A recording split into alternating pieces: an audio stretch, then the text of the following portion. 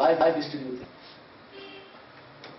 জনসেবা এবং সমাজ কল্যাণ বিষয়ক অনুষ্ঠান সেবা কণ্ঠ ভয়েস মেরিনার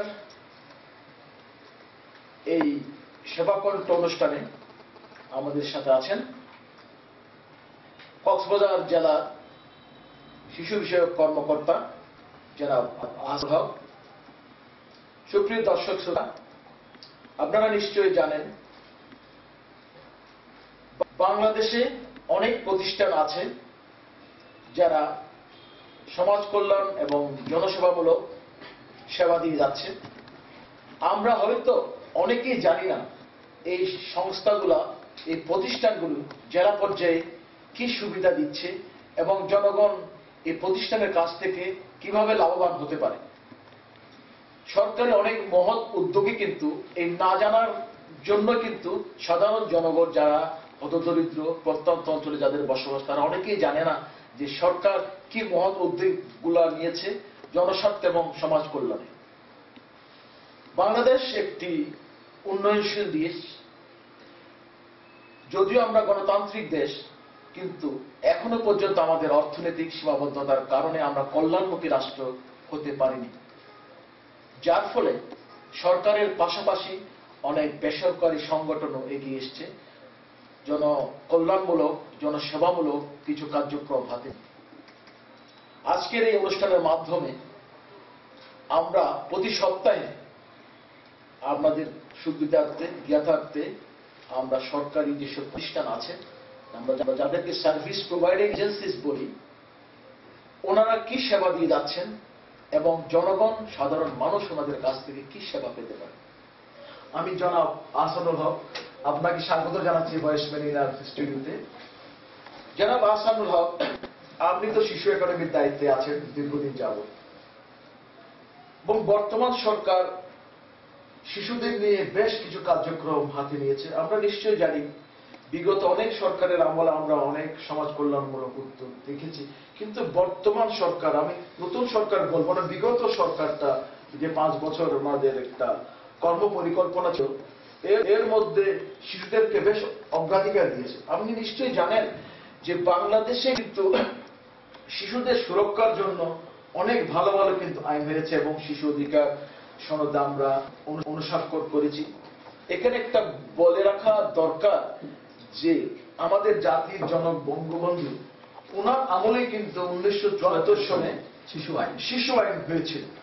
পরবর্তীতে 1989 সালে আমরা যেটাকে সিআরসি যেটা বলি, শিশু অধিকার সনদ, এখানে বাংলাদেশ রেটিফাইং কান্ট্রি হিসাবে একটা অন্যতম স্থান ছিল বাংলাদেশের। সুতরাং আমরা যদি লক্ষ্য করি দেখতে পারি যে এই যে আমাদের জাতির জনক, ওনার একটা স্বপ্ন ছিল, উনি হয়তো তখন বুঝতে পেরেছিলেন যে একটা যদি সুস্থ প্রজন্ম সৃষ্টি করা না যায়, কারণ শিশুরা আজকে শিশুরা আগামী দিনের ভবিষ্যৎ, একটা সুস্থ এবং সুন্দর প্রজন্ম কিন্তু একটা সমাজ বিনির্মাণে সহায়ক হতে পারে, সেই চিন্তা উনি শিশু অধিকার আইন করেছিলেন। যাই হোক, আমি আজকে আপনার কাছ থেকে জানতে চাই এই যে শিশু একাডেমি, আপনাদের মূল কাজটা কি, আপনাদের লক্ষ্য উদ্দেশ্যটা কি?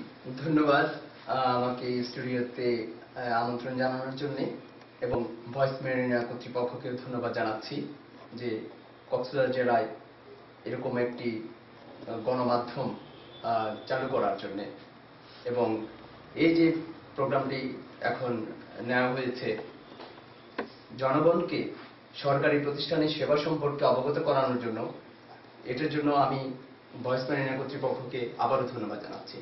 আপনি একটু আগে যে কথাটি বলেছেন যে শিশু একাডেমি শিশুদের জন্য কি কাজ করছে, আসলে শিশু একাডেমি আপনি যথার্থই বলেছেন, জাতির জনক বঙ্গবন্ধু শেখ মুজিবুর রহমান তিনি 1974 সনে শিশু আইন প্রবর্তন করেছিলেন, যেখানে তিনি স্বপ্ন দেখেছিলেন আমাদের শিশুরা কখনো পাচার হবে না, আমাদের শিশুরা নির্যাতিত হবে না, শিশু শ্রম বন্ধ হবে, এবং তিনি চিন্তা করেছেন শিশুরা ফুলের মতো পবিত্র থাকবে, শিশুরা কখনো দোষ করবে না, তার নির্দোষ, এবং তিনি কারাগারে শিশুদের প্রেরণ নিষিদ্ধ করেছেন এবং তার জন্য আইন প্রণয়ন করেছেন, যেটা আমরা জুভেনাইল জাস্টিস কিশোর আদালতে কথা বলেছে।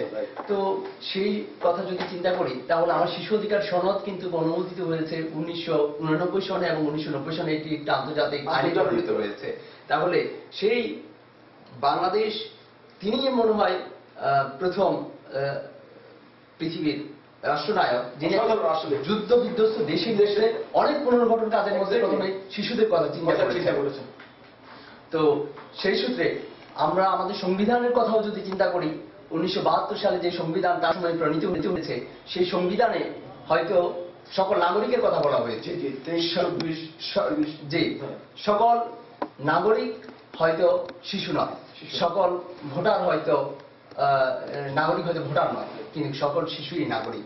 সংবিধানের প্রত্যেকটা অনুচ্ছেদে নাগরিকদের কথা বলা হয়েছে। সেই সূত্রেও শিশুদেরকে তিনি পূর্ণাঙ্গ মানুষের চেতনায় চিন্তা করেছেন। তো আমাদের শিশুদের স্বপ্ন, শিশু একাডেমির যে উদ্দেশ্য সেটি হচ্ছে যে শিশুরা ভবিষ্যৎ জাতির প্রজন্ম, জাতির স্বপ্নদ্রষ্টা, তারা যেন সুন্দর সুস্থ নাগরিক হিসাবে বেড়ে উঠতে পারে।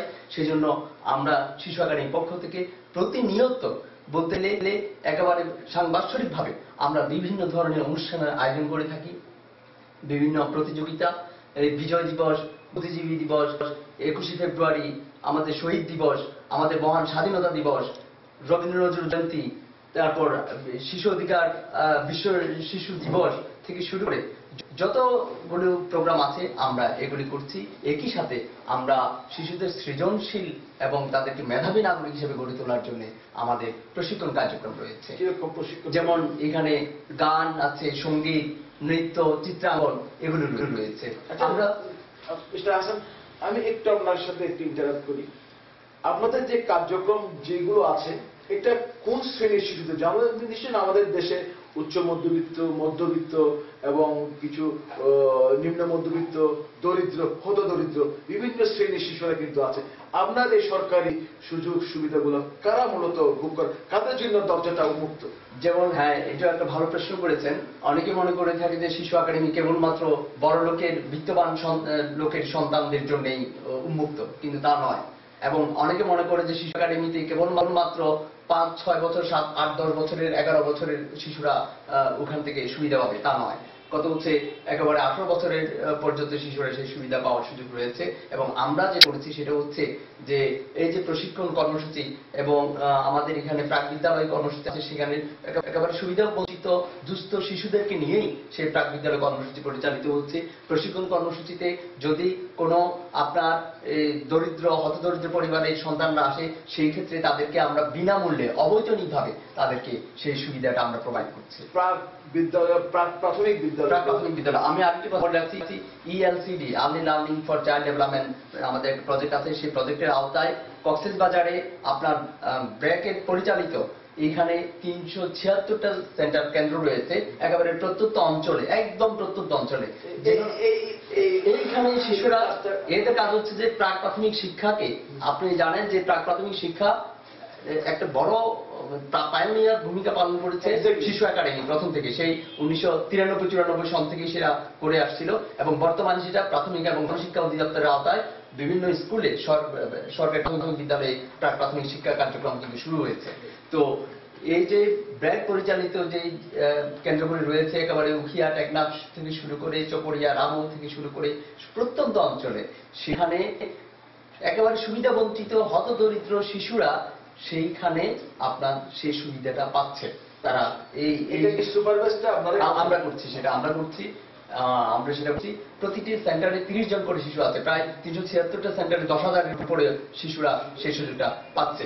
এছাড়াও আমরা, আসান সাহেব, আপনি কি মনে করেন কক্সবাজারের লোক সংখ্যা যদি আমরা যদি প্রায় 23 লাখ, 30 লাখের কাছাকাছি, 23 লাখের কাছে, যদি আমরা 40% যদি শিশুটা একটা জাতীয় একটা হয়তো 47% সেক্ষেত্রে যে অবকাঠামোগত যে সুযোগ সুবিধা দিচ্ছেন আপনারা প্রাথমিক বিদ্যালয়, এটা কি যথেষ্ট নাকি এটা আরো বৃদ্ধি করা প্রয়োজন? অবশ্যই এটা আরো বৃদ্ধি করা উচিত, আরো বৃদ্ধি করা উচিত। তবে সেই ক্ষেত্রে সরকারের সীমাবদ্ধতা রয়েছে। সরকার তার আন্তরিকতার কোনো অভাব নেই, অনেক চেষ্টা করছে।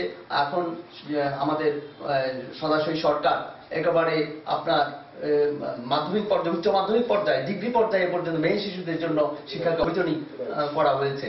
তো সরকার তো চেষ্টা করছে, সেই ক্ষেত্রে বেসরকারি প্রতিষ্ঠানগুলোকেও আপনার এই ক্ষেত্রে এগিয়ে আসতে হবে। আরেকটা জিনিস আমি বলতে চাই, এটা খুবই একটা উল্লেখযোগ্য অংশ যে শিশু একাডেমি, সিসিমপুর আউটরিচ প্রকল্প। সিসিমপুর সিসিমপুর আউটরিচ প্রকল্প, এই প্রকল্পের আওতায় আমরা শিশুদের আপনার তার মনন বিকাশে, আমরা জানি যে প্রারম্ভিক শিশুর যত্ন একটি গুরুত্বপূর্ণ বিষয়।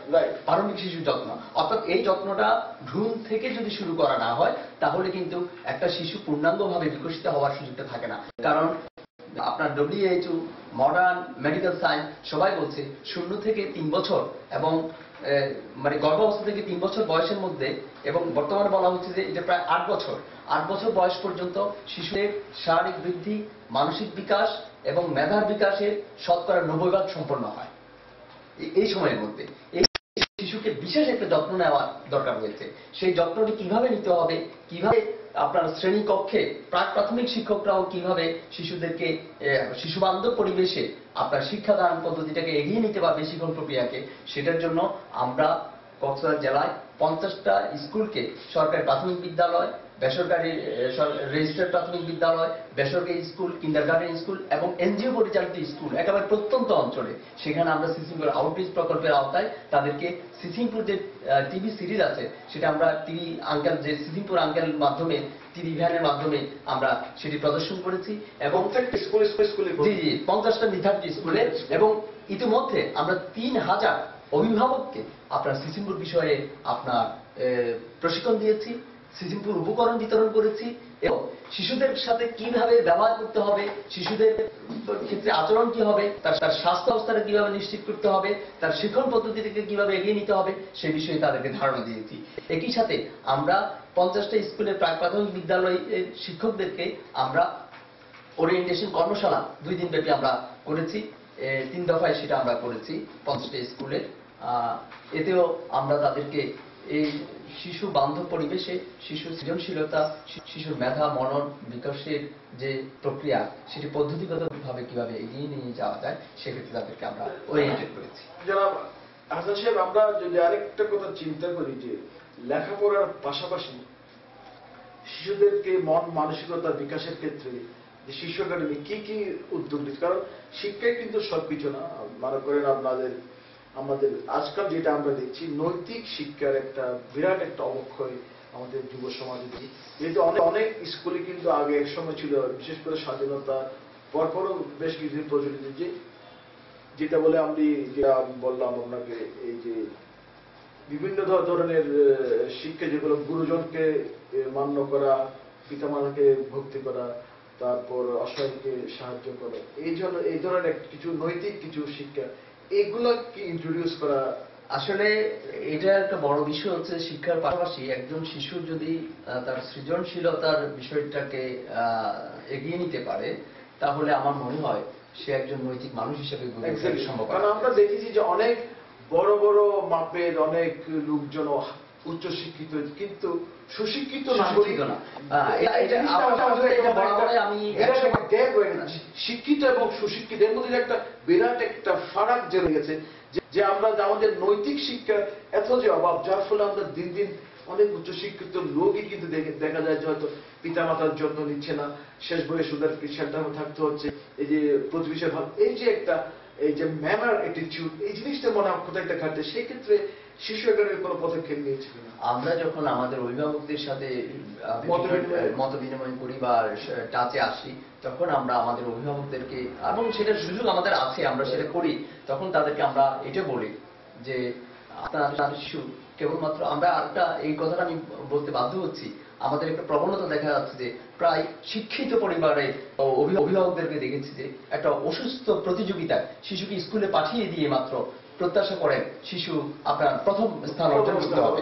একটা ছোট্ট শিশু তার মনন বিকাশের বিষয়টিকে কিন্তু তার কাছ থেকে একদম প্রথম স্থান অর্জন করার, সেটা প্রতিযোগিতার ক্ষেত্রেও আমরা কিন্তু অনেক সময় দেখি। তো সেটি কিন্তু একটা সেই ক্ষেত্রে আপনাকে একটু আমি ইন্টারাপ্ট করি। আপনি যে কথাটা বললেন শিশুকে চাপিয়ে দেওয়া, আপনি তো নিশ্চয়ই জানেন যে আন্তর্জাতিক যেটা আমাদের দলিল আছে শিশু অধিকার সনদ CRC, এগুলো কিন্তু কিছু মূল কিছু নীতিমালা, যেখানে হচ্ছে বেস্ট ইন্টারেস্ট অফ চাইল্ড এবং ডেভেলপমেন্ট শিশু বেড়ে উঠে যেটা একটু আগে বললেন নন ডিসক্রিমিনেশন আছে, শিশু অধিকারের মূলনীতির অংশ, তারপরে বেস্ট ইন্টারেস্ট আর পার্টিসিপেশন, এই জিনিসগুলো কিন্তু আমরা হয়তো পাচ্ছি না। আপনি যেটা বললেন জোর করে চাপিয়ে দাও, সেক্ষেত্রে আপনার কোনো আমরা অনেক সময় শিশুদের সাথে যখন মুক্ত আলোচনায় গিয়েছি, আমাদের সেই মুক্ত আলোচনায় আমাদের বিশেষ করে কন্যা শিশুরা অনেক সময় আমাদের কাছে এই কথাটা বলেছে যে স্যার আজকে আপনাদের এখানে যে আমরা আসছি, হ্যাঁ আমার মা বাবা আমাকে এখানে পাঠাতে চাচ্ছিল না, হ্যাঁ এবং বা এই ধরনের প্রতিযোগিতা এত সুন্দর সুন্দর আয়োজন করেন, অনেক সময় আমাদের মা বাবারা সেটাতে মানে পাঠাতে যাচ্ছেন না। কি কারণে? সেটা হচ্ছে হয়তো লেখাপড়ার চাপ বেশি বা সামাজিক নিরাপত্তার একটা বিষয় অনেকগুলো বলছে। কিন্তু ব্যাপারটা হচ্ছে যে অভিভাবককেও সচেতন হতে হবে, অভিভাবককে সচেতন হতে হবে, অভিভাবককে শিশুদের যে সুবিধাগুলি আছে সেইটা যেন শিশুরা নিতে পারে, উপভোগ করতে পারে, সেই জন্য অভিভাবকদেরকে সহযোগিতা করতে হবে। আর আপনি যেটি বলেছেন যে নৈতিক শিক্ষার যে বিষয়টি, সেটি হচ্ছে যে আমরাও মনে করি এটা একজন মানুষ শিক্ষিত হবে কিন্তু তিনি সম্পূর্ণ মানুষ নাও হতে পারে, কিন্তু তিনি যদি একজন নৈতিক মানুষ হন, তো আমি মনে করি যে শিশু রবীন্দ্র নজরুলকে ভালোবাসবে, যে শিশু আপনার মুক্তিযুদ্ধের প্রেরণায় উজ্জীবিত হবে, স্বাধীনতার চেতনায় উদ্ভাসিত হবে, সেই শিশু আর যত কিছুই হোক অন্তপক্ষে নৈতিকতা বিবর্জিত হওয়ার সুযোগটা। ধন্যবাদ। আপনাকে আরেকটা আমি প্রশ্ন করতে চাই, এই যে মনে করেন আমরা এটা অনেকটা সিআরসি কে আমরা অনেক সুপারসিড করে কিন্তু 1974 সালে জাতির জন্য যে স্বপ্নটা দেখেছিল নতুন প্রজন্ম সৃষ্টি করবে, শিশুদের অধিকার নিশ্চিত করার মাধ্যমে শিশুদের শিশু বান্ধব শিশু পরিবেশ দিয়ে এদেরকে গড়ে তুলবে, ওনার যে চিন্তা চেতনা ছিল এটা একটা অসাধারণ, সবাই স্বীকার করবে যে একটা বিধ্বস্ত একটা দেশের মধ্যে এই যে চেতনা, ওনার এই চেতনা। কিন্তু আমরা আজকে 40 বছর অতিক্রান্ত 42 বছর পার করছি, এই জিনিসটা কেউকে হাল ধরলো না, এই জিনিসটা নিয়ে কেউ চিন্তা করলো না যে আজকে বর্তমান সরকার বিরোধী সরকার এসে আবার কিন্তু দেখেন ওনারা আবার সিআরসির সাথে আমাদের যে সাংঘর্ষিক ছিল যে শিশুদের বয়স নিয়ে, হ্যাঁ সেটা তো এখন 18 বছর পর্যন্ত করা হয়েছে, এতে ছিল আপনার আন্তর্জাতিক দলিলে ছিল এটা 18 বছর করা হয়েছে, এখন 18 বছর। এই যে 2011 আমি যদি ভুল নয় 2011 মানে নতুন করে একটা জাতীয় শিশু আইন করা হয়েছে, যেটাতে শিশু আইনের ফলে আপনি কি মনে করেন যে শিশুরা কিভাবে লাভবান হতে পারে? এটাতে প্রথম কথা হচ্ছে সরকার এটা একটা বড় ধরনের পদক্ষেপ নিয়েছেন। সরকারের কিন্তু সীমাবদ্ধতা আছে, কিন্তু তারপরে সিআরসির সাথে মিল রেখে, যেখানে সিআরসিতেও বলা আছে যে দেশগুলো তাদের আর্থসামাজিক অবস্থা বিবেচনা করে তার বয়সের বিষয়টি নির্ধারণ করবে। কিন্তু বাংলাদেশ সরকার তার এত সীমাবদ্ধতা থাকা সত্ত্বেও সরকার 18 বছর পর্যন্ত সিআরসির যে বয়স আছে, শিশুর যে সংজ্ঞা আছে, সেই সংজ্ঞাটিকে আপনার ইনকর্পোরেট করেছে, হ্যাঁ, এবং এই কারণে সরকারের এবং আমাদের সবারই অনেক বেশি দায়িত্ব বেড়ে গেছে। 18 বছর পর্যন্ত, 18 বছরের কম মানে পূর্ণ হওয়ার আগ পর্যন্ত সকল মানব সন্তান এখন কিন্তু শিশুর আওতায়, এবং শিশুর জন্য যত সুযোগ সুবিধাগুলো আছে সে কিন্তু 18 বছরে পূর্ণ হওয়ার একদিন আগ পর্যন্ত সেই শিশুটি এই ধরনের সুযোগ সুবিধাগুলি পেতে রাষ্ট্র থেকে পাওয়ার অধিকার রাখে। এখন একটা জিনিস আমাদের হয়তো ব্যর্থতা হতে পারে, কিংবা আমাদের যারা এইসব সেবা প্রদানকারী সংস্থা আছেন যাদের দায়িত্বে আছে যে শিশুদের যে শিশু বান্ধব একটা পরিবেশ সৃষ্টি করে, এক্ষেত্রে কিন্তু অনেক ফ্যাক্টর কাজ করে। বিশেষ করে যেসব শিশুরা শিশু শ্রমে জড়িত, কিংবা আপনারা এই শিশু যারা আইনের সাথে সাংঘর্ষিক কোনো কার্যকলাপে লিপ্ত হয় কিংবা আইনের সংস্পর্শে আসে, আমরা অনেক এটা পুলিশ প্রশাসন থেকে আরম্ভ করে আমাদের যারা লয়ার আছে অনেকের মধ্যে আমরা কিন্তু জানি না শিশু অধিকার আইনটা কি, এই জিনিসটা কিন্তু অনেকে আমরা জানি না, যার ফলে আমরা দেখি যে একটা শিশু যখন আইনের সাথে সাংঘর্ষিক কোনো কার্যকলাপে লিপ্ত হলো, থানার মধ্যে কিন্তু সবার সেই শিশুর অধিকারটা সুরক্ষিত হয় না, ওকে ওইভাবে ট্রিটমেন্টটা দেওয়া হয় না, ওকে জাস্ট অন্যান্য কয়েদি বা হেফাজতের যারা আছে ওদের মতো ট্রিটমেন্ট করে। এই জিনিসটা আপনি কোন চোখে দেখেন, কিভাবে মূল্যায়ন করেন? আসলে কথা হচ্ছে যে এই বিষয়টা আমাদের সজাগ থাকা দরকার সবাইকে। যেমন একটা শিশু যখন আইনের সংঘর্ষে চলে আসে, বিশেষ করে একজন মেয়ে শিশু, তখন তাকে কিভাবে হ্যান্ডেল করতে হবে, তার কারণ সে ট্রমাটাইজ থাকে, হ্যাঁ, তার সাথে ব্যবহার করার, তাকে আপনার ডিল করার একটা অবশ্যই সুস্থ পদ্ধতিতে যাওয়া দরকার রয়েছে। হ্যাঁ, এবং কারণ যে এর বাইরে যাওয়ার কোনো সুযোগ নাই, সেই ক্ষেত্রেও কিন্তু আপনার শিশু অধিকার লঙ্ঘিত হয়ে যাবে। হ্যাঁ, আরেকটা জিনিস দেখলাম যে আমরা অনেক সময় আমরা পত্রিকায় দেখি যে কোনো একটা শিশু কোনো একটা অন্যায় করলে, আপনি তো জানেন যে আমাদের দেশে গ্রোথটা অন্যান্য দেশে একটু বেশি। যদি আমরা 18 বছর পর্যন্ত শিশু বলি, কিন্তু অনেক দেখা যায় যে গ্রামে গঞ্জে 16 বছর 15 বছর নিয়ে বাল্য বিভাজন, এটা কক্সবাজারের ক্ষেত্রে যদি বলি তাহলে পাশাপাশি মনে করেন যে কোনো একটা অফেন্স, মাইনর অফেন্স, কিন্তু দেখা যায় যে অনেক সাংবাদিক যারা আছে তারা ওদের নামগুলা ফলাও করে পত্রিকায় দিয়ে দেয়, যার ফলে যে শিশু অধিকার যে আমরা অধিকারের কথা এটা লঙ্ঘিত হয়, যার ফলে একটা পরবর্তী যেটা আমরা বলে আফটার এফেক্ট একটা হয়ে থাকে, যার ফলে শিশুদের জীবনটা কিন্তু একটা অনিশ্চিত, সামাজিকভাবে, রাষ্ট্রীয়ভাবে এবং বন্ধুর একটা অনিশ্চিত একটা ভবিষ্যৎ। সেক্ষেত্রে আপনার কি পরামর্শ? এটার জন্য আসলে আপনি ঠিকই বলেছেন যে আমাদের অনেক সময় দেখি যে আমরা নির্যাতিত শিশুর ছবিটি হয়তো পত্রিকায় ছাপানো হচ্ছে, আসছে, কিন্তু যিনি নির্যাতক, হ্যাঁ, দোষী, তার বিষয়টা হয়তো পত্রিকায় আসে নাই। এই ক্ষেত্রে আসলে সাংবাদিকতা রয়েছে, কারণ একটা জিনিস তার পরিবারটি ক্ষতিগ্রস্ত হয়, শিশু নিজেও ক্ষতিগ্রস্ত হয়, শিশুর জীবনটা ফিরিয়ে দিতে পারবো না। তো এই জন্য সরকার যেটা করেছেন সাম্প্রতিক সময়ে, যেটা হচ্ছে একটা খুব সম্প্রতি, যেটা হচ্ছে ডিস্ট্রিক্ট সোশ্যাল নন চেঞ্জ ফোরাম, একটা কিন্তু কমিটি গঠন করা হয়েছে। এটা হয়তো খুব দ্রুত কাজ শুরু করবে, যেটা মেম্বার সেক্রেটারি আছেন আমাদের মহিলা বিষয়ক কর্মকর্তা, এটা জাতীয় পর্যায়েও আছে। তো আমার মনে হয় এই কমিটির আওতায় বা এইভাবে আমাদের সকলের একটা দায়িত্বশীলতা রয়েছে যে শিশুর প্রতি কি ধরনের আচরণ করব। যেমন বাল্য বিবাহ, এটা আরেকটা উদ্দেশ্য আছে, বাল্য বিবাহ, শিশু শ্রম, হ্যাঁ, শিশু নির্যাতন, এইসব বিষয়ে আমাদের অবশ্যই ইতিবাচক দৃষ্টিকোণ পোষণ করতে হবে। কারণ বাল্য বিবাহ সেটা যদি বলি, আমাদের এই পরিসংখ্যানে যদি বলা যায়, আমাদের জাতীয় আইনে কিন্তু 18 বছরের নিচে, হ্যাঁ, কোনো মেয়ের বিয়ে আপনার এলাও করে না, আর 21 বছরের নিচে কোনো ছেলের বিয়ে এলাও করে না, নিষিদ্ধ আছে। কিন্তু আমরা দেখছি যে আপনার প্রায় 58% শতকরা 58% মেয়ে এর মধ্যে 18 বছরের নিচে বিয়ে হয়ে যাচ্ছে, এবং তার মধ্যে আবার অর্ধেক সন্তান সম্ভব হয়ে যাচ্ছে।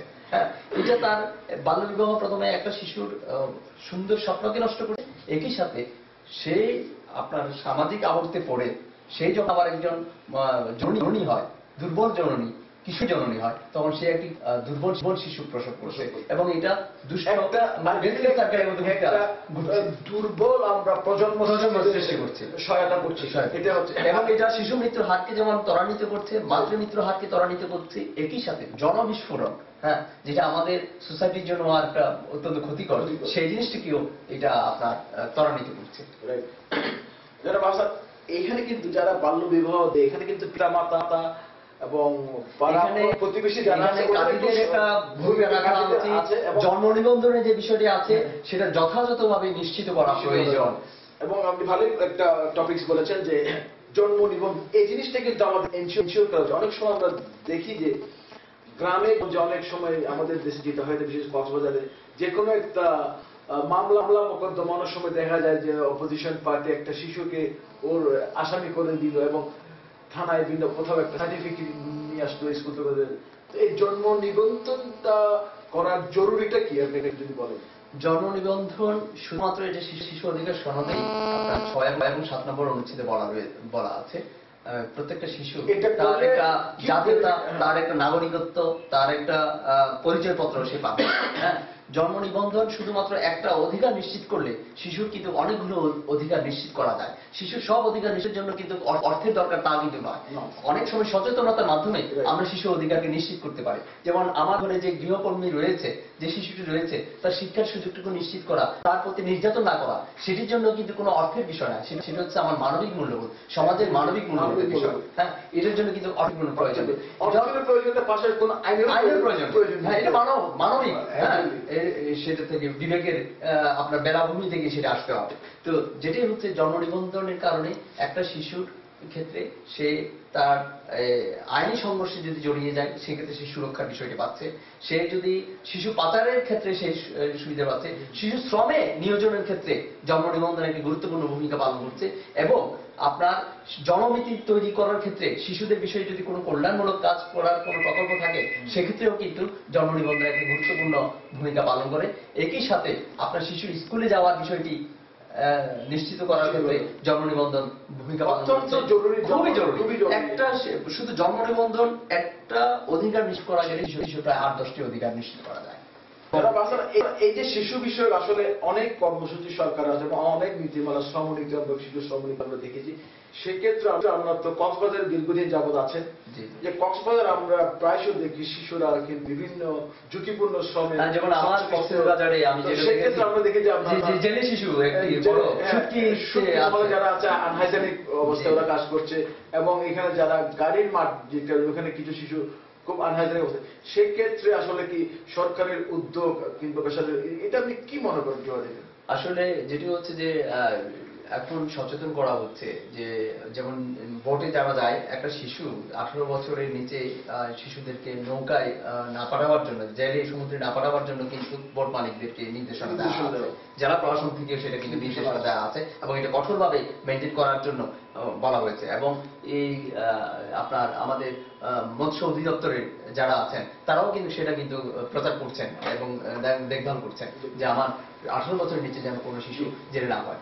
আর এটাতে শুধুমাত্র একটা শিশুর জীবনেই বিপদ হচ্ছে না, প্লাস তার শিক্ষা জীবনও নষ্ট হয়ে যাচ্ছে। তো সেই ক্ষেত্রে আসলে বেসরকারি সংস্থাগুলিও এখন কাজ করছে, অনেক এনজিও এখন কাজ করছে এদেরকে আপনার শিক্ষা ব্যবস্থাপনায় স্রোত দ্বারা নিয়ে আসার জন্য। এই ব্যাপারে আমার মনে হয় সরকারের তো অনেক সীমাবদ্ধতা আছে। এই যে আমরা সবাই যদি জিও, এনজিও এবং সাধারণ যারা বিত্তবান বা সচেতন নাগরিক সম্মিলিত একটা প্রয়াস যদি আমরা ঘটাতে না পারি, তাহলে সুতরাং এটা সরকারের পাশাপাশি যে কোনো উন্নয়নই হচ্ছে একটা সামগ্রিক সম্মিলিত প্রয়াস। সুতরাং এখানে সর্বস্তরে সচেতন নাগরিক। কিন্তু আজকে যদি একটা শিশু যদি বিকলাঙ্গ হয়ে যায়, একটা শিশু যদি কোনো বিপদগ্রস্ত হয়, একটা শিশু যদি আমরা মূর্ছুদা আছে যদি বিক্ষিপ্ত বাচক, তাহলে আলটিমেটলি কিন্তু এটা সমাজের বোঝা হবে এবং পাশাপাশি একটা জাতীয় একটা বোঝা হয়ে থাকবে। এবং আমরা ওর শ্রম থেকে জাতীয় যে মূল দেশজ উৎপাদন থেকে আমরা বঞ্চিত হচ্ছি, জিডিপিতে একটা অবদান রাখতে পারতো আলটিমেটলি অ্যাডাল্ট হবে। সুতরাং এটা কিন্তু আফটার এফেক্ট অনেক বেশি। আপনার সাথে আমরা আসলে আরেকদিন অন্য বিষয়ে আলাপ করবো। আমরা এটা আসলে অনেক ব্যাপক শিশু অধিকার নিয়ে আমরা একদিন বসবো, হয়তো বা বিভিন্ন ইস্যু নিয়ে বসবো।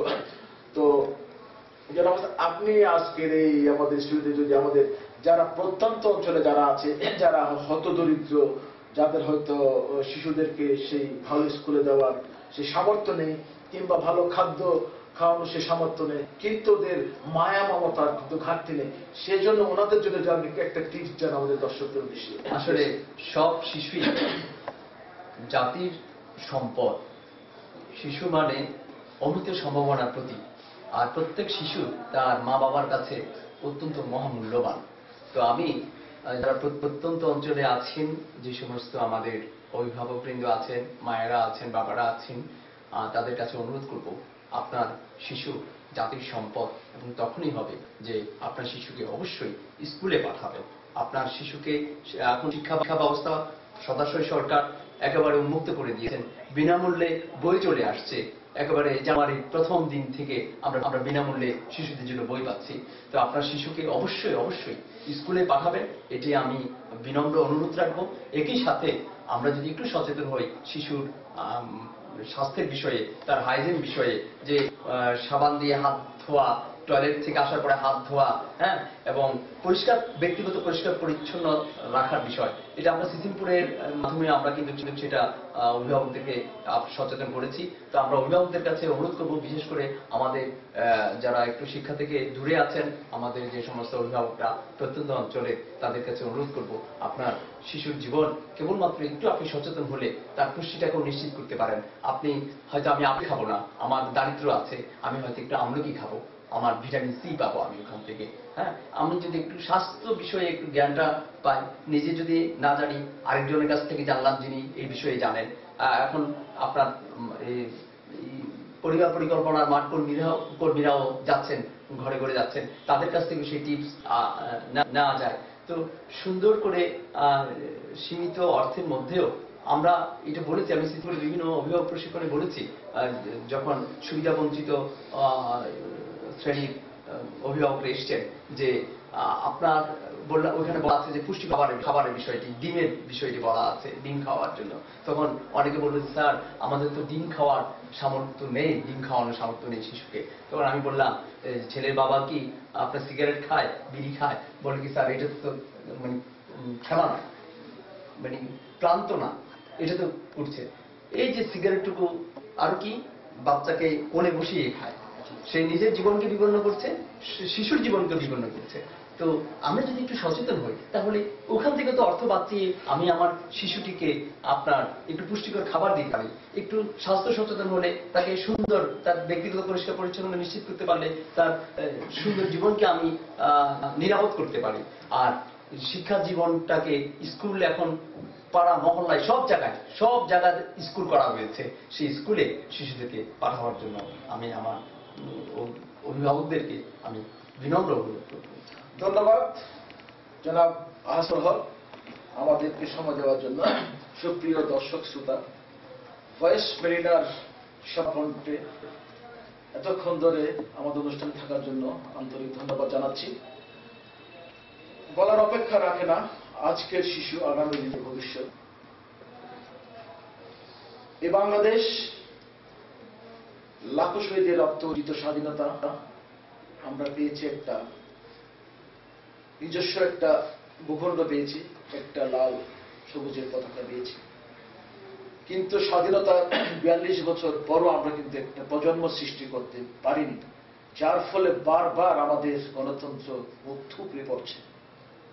জাতির জনক বঙ্গবন্ধু 1974-এ নতুন প্রজন্ম বিনির্মাণের যে স্বপ্ন দেখেছিলেন, শিশু অধিকার আইন 1974 প্রবর্তনের মাধ্যমে, সেই স্বপ্ন যদি আজকে বাস্তবায়িত হতো, আজকে হয়তোবা আমরা এই রাজনৈতিক সহিংসতা, গণতন্ত্রের নামে অগণতান্ত্রিক চর্চা, মানুষে হানাহানি, এটা হয়তো আমরা দেখতাম না।